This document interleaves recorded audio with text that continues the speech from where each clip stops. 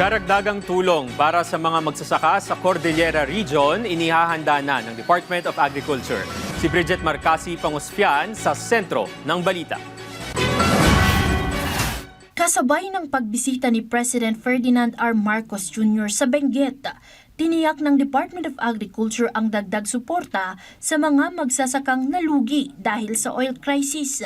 Kabilang dito ang pamimigay ng farm machineries, libreng punla, abono at iba pang kagamitan sa Cordillera at buong bansa ayon kay Secretary Francisco Chu Laurel Jr. Layunin ng ahensya na palakasin ang mga programa upang hindi mapilay ang sektor ng agrikultura sa bansa.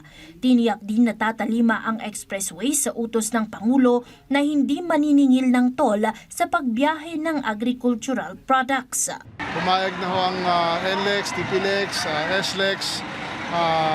Nag-range yan, depende sa size ng truck. Ang savings yan from 1,000 pesos to 3,000 peso.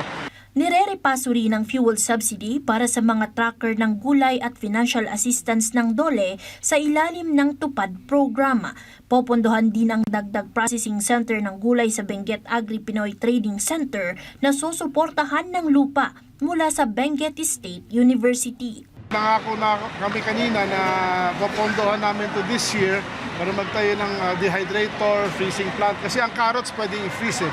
Ang broccoli pwedeng i-freeze. Ang bell pepper pwedeng i-dehydrate and other products. So yan ang solusyon, long-term solution. Noong nakaraang linggo, namahagi ang ahensya ng farm machineries at equipment sa mga magsasaka, kabilang ang pump engine set, tractor, grass cutter, organic fertilizer, ameliorant, garden shade, HDPE pipe at biofertilizers. Bridget Marcasi Pangosfian para sa Pambansang TV sa Bagong Pilipinas.